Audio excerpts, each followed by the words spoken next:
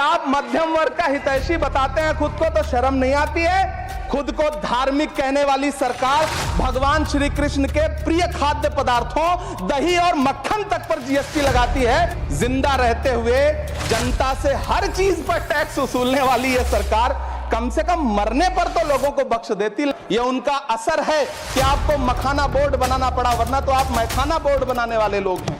रिश्तों की ये नाजुक डोरें तोड़ी थोड़ी जाती हैं, अपनी आंखें दुखती हो तो फोड़ी थोड़ी जाती हैं। कि जब वो किचन में सब्जी बनाने के लिए कढ़ाई में तेल डालती है तो उसके साथ उसके आंसू भी गिरते हैं। और दूसरी तरफ हमारे प्रधानमंत्री जी खड़े हैं जो बेड़ी और हथकड़ी लगा करके लाए गए बेटों के अपमान पर एक शब्द नहीं बोल रहे हैं। वो अब तिजारती पहलू निकाल लेता है, मैं कुछ कहूं तो तराजू निकाल लेता है, मैं इसलिए भी तेरे फन की कद्र करता हूं तो झूठ बोल के आंसू निकाल लेता है।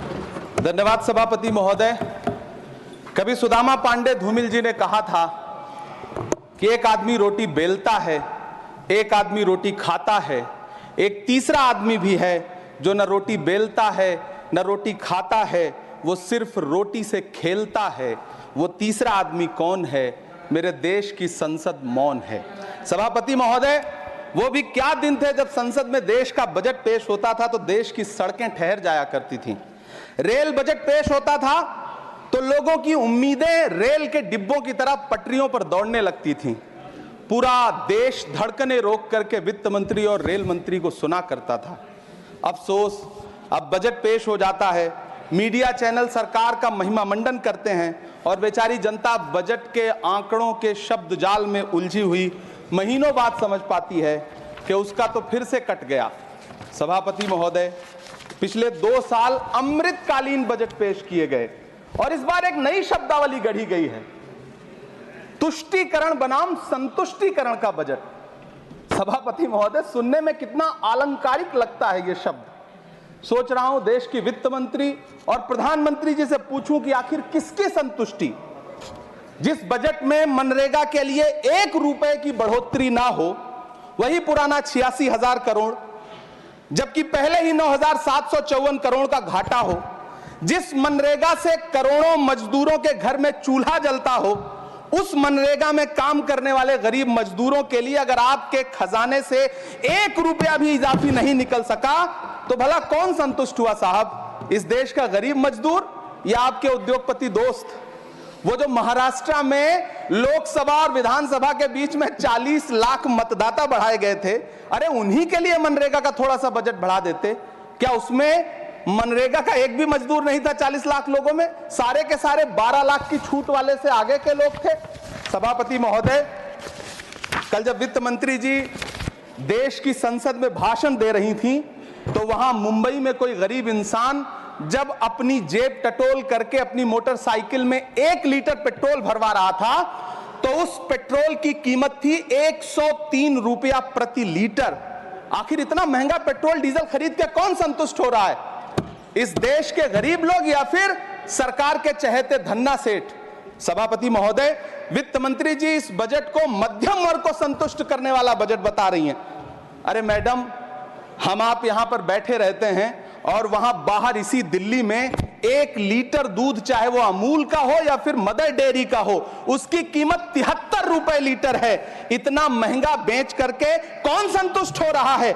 गरीब जनता या आपके धन्ना सेठ दोस्त? सभापति महोदय, इस सरकार का बाजार और महंगाई पर कोई नियंत्रण नहीं रह गया है। चाहे देश में लहसुन 400 रुपए किलो बिक जाए, टमाटर 100 रुपए किलो बिक जाए, प्याज का दाम सुनकर आंखों में आंसू आ जाए, लेकिन वित्त मंत्री महोदया बजट में महंगाई का मां भी नहीं बोलती हैं।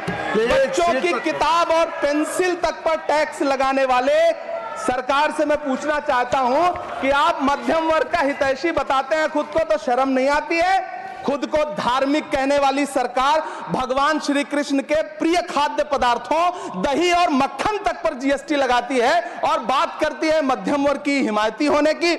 जिंदा रहते हुए जनता से हर चीज पर टैक्स वसूलने वाली यह सरकार कम से कम मरने पर तो लोगों को बख्श देती, लेकिन नहीं, वहां भी लूटना है। अंतिम संस्कार के सामान, अगरबत्ती, धूप बत्ती, केवड़ा जल, चंदन पाउडर, जौ, बताशा, काला तिल, पंचरत्न, कपूर और कफन तक पर टैक्स लेने वाली यह सरकार किस मुंह से खुद को मध्यम वर्ग का हितैषी बताती है?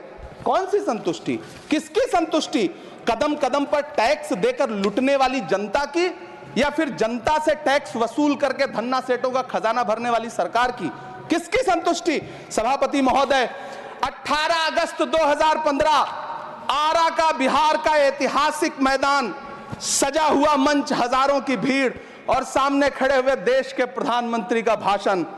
बिहार के भाइयों बहनों, आज मैं बिहार के लिए पैकेज की घोषणा कर रहा हूं। 50,000 करोड़ कर दूं कि ज्यादा कर दूं? अखिलेश भाई, 60,000 करोड़ कर दूं कि ज्यादा कर दूं? 70,000 करोड़ कर दूं कि ज्यादा कर दूं? 80,000 करोड़ कर दूं कि ज्यादा कर दूं? चलो, मैं बिहार को 1.25 लाख करोड़ का पैकेज दे रहा हूं। 10 साल हो गए सभापति महोदय, वही ढाक के 3 पात। बिहार आज भी विकास की बाट जो हो रहा है, भाषण आज भी प्रधानमंत्री जी के यूट्यूब चैनल पर सुना जा सकता है। जो झूठ बोल के करता है मुतमईन सबको, वो झूठ बोल के खुद मुतमईन नहीं होता। सभापति महोदय, ये तो राहुल जी का असर है। कौन सा शब्द सर, कौन सा शब्द? झूठ। झूठ, ठीक है सर, मिथ्या बोल करके। जो मिथ्या बोल के करता है मुतमईन सबको, वो मिथ्या बोल के खुद मुतमईन नहीं होता। ये राहुल जी का असर है। जो मखाना बोर्ड की घोषणा हुई, अखिलेश जी आपको याद होगा, भारत जोड़ो न्याय यात्रा में 30 जनवरी 2024 को बिहार के रंगभूमि मैदान में राहुल गांधी जी का पूर्णिया में भाषण था और उसमें मखाना को लेकर उन्होंने आवाज उठाई थी। ये उनका असर है कि आपको मखाना बोर्ड बनाना पड़ा, वरना तो आप मैखाना बोर्ड बनाने वाले लोग हैं। सभापति महोदय, बिहार को झूठे पैकेज और चुनावी दिलासे देना बंद करिए। आज भी जब कोसी में बाढ़ आती है तो पूरा सीमांचल बर्बाद हो जाता है। मैंने उस तबाही को अपनी आंखों से देखा है। 2016-17 की बाढ़ में अपने इन्हीं हाथों से राहत सामग्री बांटी है मैंने। अगर सच में बिहार के लिए कुछ करना चाहते हैं तो बिहार को बाढ़ से बचाने का प्रबंध करिए। पूर्णिया एयरपोर्ट 10 साल से बाट जो रहा है, घोषणा 2014 में हुई, बन के आज तक तैयार नहीं हुआ। अलीगढ़ मुस्लिम विश्वविद्यालय का किशनगंज सेंटर बजट के अभाव में दम तोड़ता जा रहा है। मैंने पिछले बजट सत्र में भी आवाज उठाई थी। आज फिर वित्त मंत्री जी से अनुरोध करना चाहता हूं, दामन फैला करके, कि अलीगढ़ मुस्लिम विश्वविद्यालय का किशनगंज सेंटर बन जाने दीजिए। आखिर कौन सी नफरत है? ये मुल्क हमारा भी है, इस मुल्क की मिट्टी में हमारा भी खून पसीना शामिल है। हमसे इतनी भी क्या नफरत? रिश्तों की ये नाजुक डोरें तोड़ी थोड़ी जाती हैं, अपनी आंखें दुखती हो तो फोड़ी थोड़ी जाती हैं।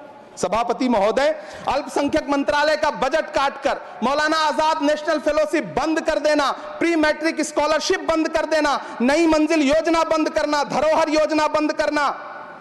2024-25 के बजट में माइनॉरिटी मिनिस्ट्री के लिए 3,183 करोड़ रुपए की घोषणा हुई, लेकिन देश को हैरत होगी कि बाद में समीक्षा करके लगभग आधा कर दिया गया, 1,868 करोड़ रुपए।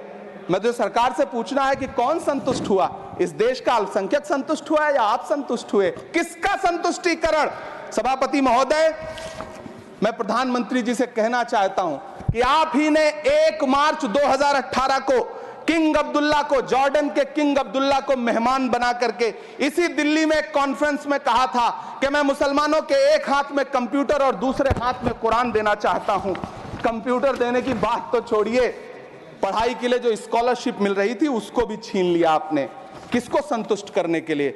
हम समझते हैं इस साजिश को। आप माइनॉरिटी मिनिस्ट्री का बजट काटते काटते एक दिन मिनिस्ट्री को ही बंद कर देना चाहते हैं। वो जहर देता तो सबकी नजर में आ जाता, सो ये किया कि हमें वक्त पर दवाएं न दी।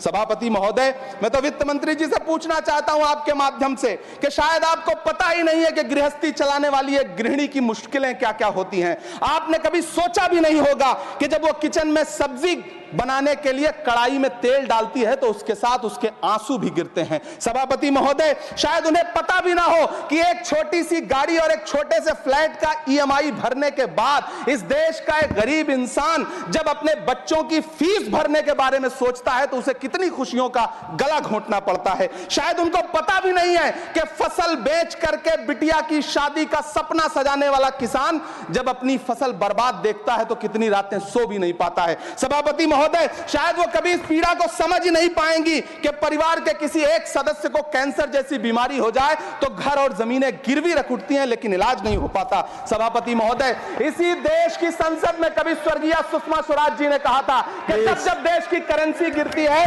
तब देश की प्रतिष्ठा गिरती है। एक तरफ कोलंबिया जैसा छोटा सा देश और उसके प्रधानमंत्री गुस्तावो पेत्रो खड़े हैं, जो कोलंबिया के नागरिकों को हथकड़ी लगाकर लाने वाले जहाज को अमेरिका बैरंग वापस लौटा दे रहे हैं, और दूसरी तरफ हमारे प्रधानमंत्री जी खड़े हैं जो बेड़ी और हथकड़ी लगा करके लाए गए बेटों के अपमान पर एक शब्द नहीं बोल रहे। सभापति महोदय, मैं इतिहास के पन्ने पलट रहा हूं, मुझे दो किरदार याद आ रहे हैं। एक तरफ निक्सन के 7वें बेड़े की धमकियों के सामने लोहे की तरह अडिग इंदिरा गांधी खड़ी हैं, तो दूसरी तरफ खुद ही नमस्ते ट्रंप का नारा लगाते हुए प्रधानमंत्री जी खड़े हैं। मेरे कानों में सुषमा स्वराज जी की आवाज गूंज रही है। बहुत कम बोलने वाले डॉक्टर मनमोहन सिंह ने बहुत ज्यादा बोलने वाले प्रधानमंत्री जी को जब देश की बागडोर सौंपी थी तो $1.58 का था, आज 85 से 87 के बीच में झूल रहा है। इन दिनों रुपए की अहमियत गिरती है तो न तो देश की प्रतिष्ठा गिरती है, ना प्रधानमंत्री की गरिमा। जिस देश में 80 करोड़ लोगों को 5 किलो राशन के लिए कतारों में लगना पड़ता हो, उस देश में यह सरकार 12 लाख तक के टैक्स न लेने के लिए अपनी पीठ थपथपा रही है। हुकूमत इस कदर आवाम पर एहसान करती है, ये आंखें छीनती है और चश्मे दान करती है।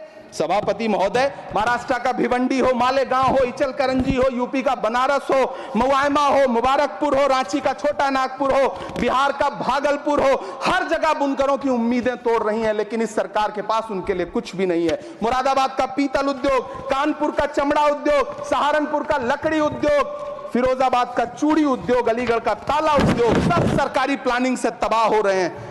इन तमाम के बीच सरकारी सपोर्ट से बस एक उद्योग फल फूल रहा है, नोएडा का नफरत उद्योग। सभापति महोदय, जिस देश में 40 से 45% मेडिकल फैकल्टी की सीट खाली हो, वहां बजट में 75,000 नए मेडिकल सीट्स का ऐलान हो रहा है। सरकार बहादुर, कम से कम इस देश के पढ़े लिखे युवाओं को तो मूर्ख समझना बंद करिए। वो अब तिजारती पहलू निकाल लेता है। पहले 7500 मेडिकल सीट्स बाद में बनाइएगा, पहले जो एम्स में 2161 पद खाली पड़े हैं उनको तो भर दीजिए। वो अब तिजारती पहलू निकाल लेता है। मैं कुछ कहूं तो तराजू निकाल लेता है। मैं इसलिए भी तेरे फन की कद्र करता हूं तो झूठ बोल के आंसू निकाल लेता है। सभापति महोदय, फिर झूठ आया है, मैं उसे मिथ्या कर दे रहा हूं। शायरी में बार बार आ जाता है, क्या करूं महोदय।